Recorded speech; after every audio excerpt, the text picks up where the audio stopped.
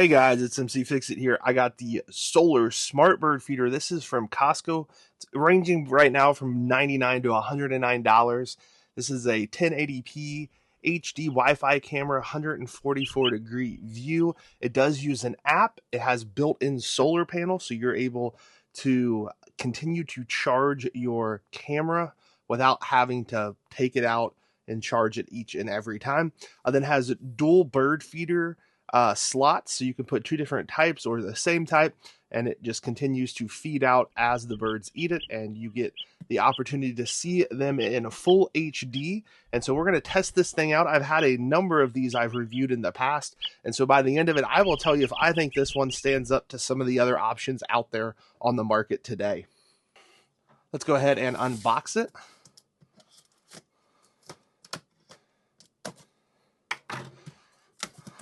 Go ahead and pull the little tab here, pull up. One feature on this that's different than most of the other ones that I have had so far is this one is supposed to actually be made out of real wood. Most of the other ones are made out of plastic that will deteriorate pretty bad over time. You get a very large user manual, so make sure to read through all of this. It shows you like the tools you need, how to install it, all that right there. That's fantastic. And then there should be a page coming up that has the QR code and everything else like that that you'll need to set up the app. Go ahead and pull this out. Parts inside. That's pretty heavy, so you should be quite aware that the parts are in there. That looks good. Go ahead and set that down. So we're going to go ahead and open up this box. It comes with your strap. It comes with the perching piece and comes with a attachment to put this on a tree or a stand. I believe this is your camera here. You have a number of screws.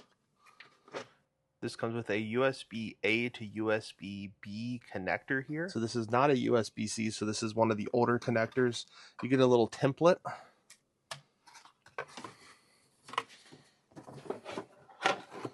And then it comes with the grate for underneath.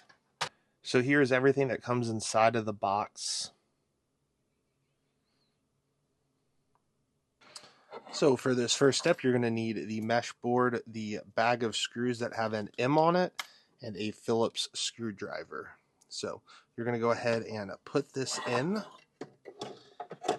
and you're going to have to put it to where it goes on the back side here. So as it sits, it pushes the seed forward. If it's here, it's not going to work right. So you want it to go here, and that's how it will sit.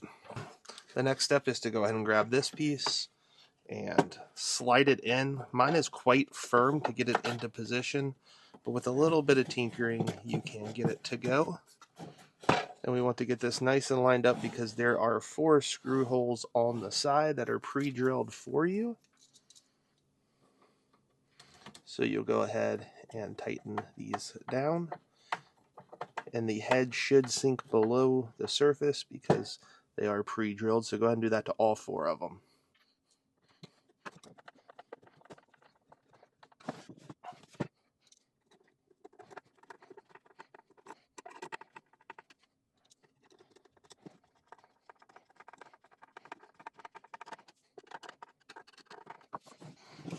So that right there is on there. That thing is good and firm. That is the first step done there. So we're going to install the hanging bracket next. And so you do want this piece to go down here on the bottom. And there are 4 pre-drilled holes. You're going to be looking for the S screws. These ones are quite small, so be careful not to lose any of them. Then you want to make sure this part is lined up to where you can get where the pre-drills are. So in putting together, I did notice that the pre-drilled holes were not actually lined up perfectly, which I do not like. If you're going to pre-drill it, it needs to be accurate, so when you're screwing them in, it will actually hold properly. But besides that, it is overall seems like a good build so far. I do like that it's wood, though. You don't see that very often. Everything is plastic today, so those 4 screws are done now. So once you get done with the bracket, we're going to turn it around. I'm going to go ahead and open up the top. And we're going to open up the front as well. So both of those open pretty easily. Go ahead and grab our camera. And we'll go ahead and pull it out. Underneath here has a little cover. So inside here you have your on and off switch. You have a SD card, and then you have your cord, your USB cord that will fit in there. So we're going to try an SD card. There was nothing online that said you could or couldn't do it. So let's go ahead and try that SD card. I'm going to have to push it down, so it's pushed down and in there now. Once you got your SD card, I'm just going to go ahead and remove that already. The next step is to go ahead and turn to the on position. And then we'll go ahead and grab our cord. The Wi-Fi router. We'll put the cord through here. And then plug it in. And then push this down. Then we can go ahead and set this guy down into place. It is a nice snug fit, which I like. That can go back up. Now, if you want to peel these off, you can. This has just got paper over it to protect it. And then you can slide this back down and in. Same thing on the other side. If you want to leave it, I guess you could have more of a frosted look. But I think it's going to look better if you actually have it on there.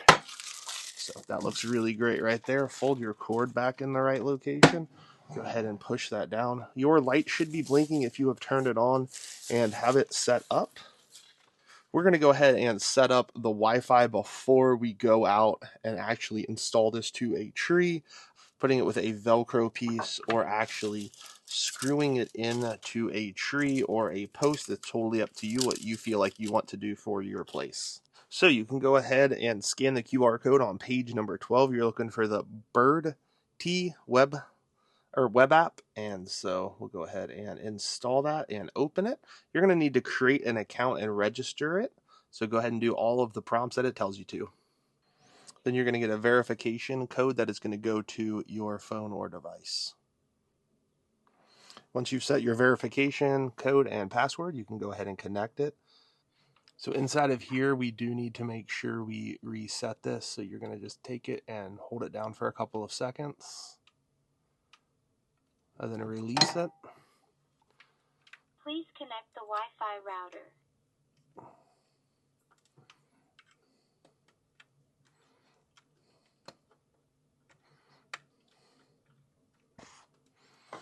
I'm just going to set that back in there just gently like that. And then you should start seeing the red light. And then you're going to connect to a Wi-Fi. It does have to be a 2.4G Wi-Fi. And then you're going to have a QR code. You're going to put that QR code up to it. And this will actually scan. And you heard the prompt. The light turned green.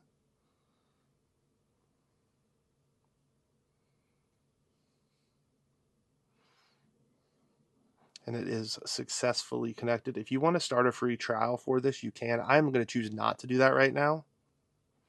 So there is an SD card error, which doesn't shock me. So we're going to try to format it again, and it's going to format itself, which is pretty great that it has that ability. I'm not certain what file type this thing uses. So if it's like an MP4, I'll be able to use it on all my Mac products. If it's not, I might have to get a converter to be able to use it. So you can see myself in the garage. We're just going to point it back towards the work camera. So you can see all that right there. That is your HD live feed, which is great. We'll go through and see some of the different settings we can do. So detect motion, smart detection.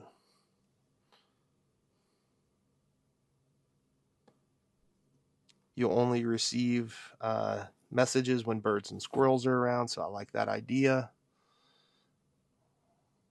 I'm going to turn off the squirrel explosion sound. Don't necessarily like that. That's going to just make a lot of noise, and so I'm not going to keep that one on. I'm going to see what else we can do inside of settings. So yeah, you can play a siren through it if that's something you want to do.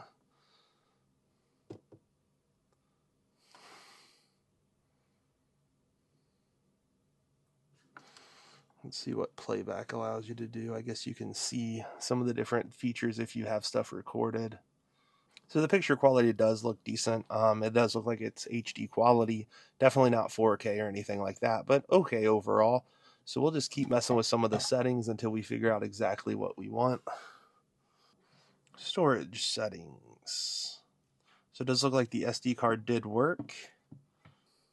So after you got your app all set up how you want, we're going to go ahead and put the camera back into place. We're going to go ahead and shut this and then shut the top. And we'll go ahead and hang this where we would like it to go. You have the choice again of hanging it on a tree if that's something you would like to do, or you can screw it in. I think I'm going to try to hang this one on a tree. I haven't done that in a while, so let's go ahead and try that out. So we're going to use the included strap here. And I'm going to go ahead and get the strap just around the tree.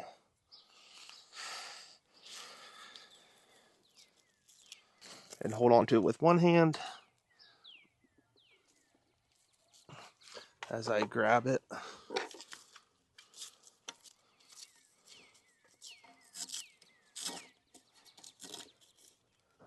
And we'll weave it through.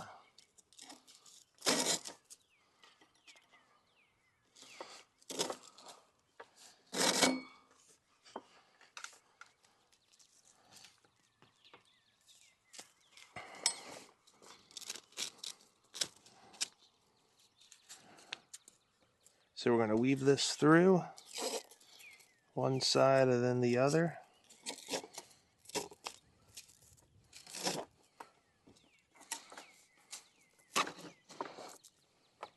Scoot this up to where we want it to go.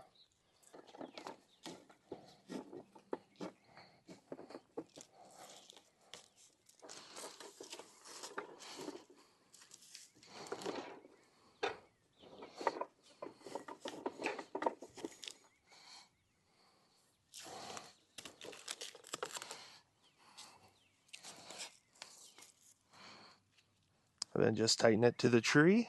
So now you are all set up. You can just lift this up to get and pour in your seed into the two holes there. Now this does have the option of putting two different types of seed if you want to. What works really great where we live is just black oil sunflower seeds.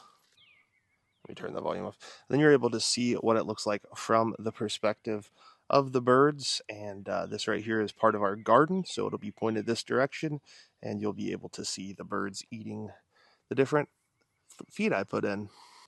So that looks good right there. You don't have much ability to move the camera up and down. It's kind of stationary where it is. And then we'll go ahead and close the lid, making sure this solar panel is facing towards the sun, because if it's not, you're not going to have very good results with keeping it charged. And so, or if it's under a lot of shade, that's not going to work as well. But find a spot that gets some good sun throughout the day. And this thing will be ready to show you some birds here in just a few seconds. And then I'll give you guys my final thoughts on this versus some other different ones I already own.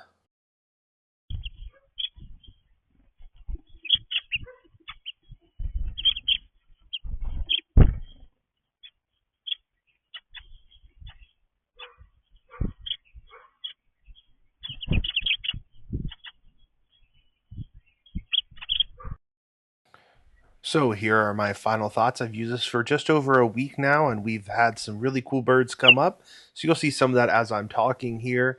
But overall, I think the HD quality is okay. One thing I do like about this HD quality is that the focus point is close, so the birds have the most detail. But as it goes further away, it kind of blurs it a little bit, which is fine with me. I do like that you get notifications on your phone if you want those that says that there is bird activity on your camera, which is good. The quality seems really good as well. It seems like it's built well. It was pretty easy to assemble. You only need a Phillips screwdriver to be able to do that. Some of the things I did not like about this: you're unable to use a Mac to edit the videos, which is kind of silly that it's not in a format that works for everything. Another thing is that there is a fee to recognize the bird by species. Many of the other companies do not have this. I think it was a $6 or $6.99 a month fee. I think the app is terrible.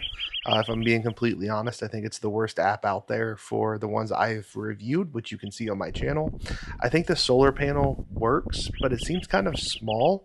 And then the other thing I don't like is there's just a lack of settings. Like you can't take off the timestamp. You cannot do a number of other things that you can do on other apps.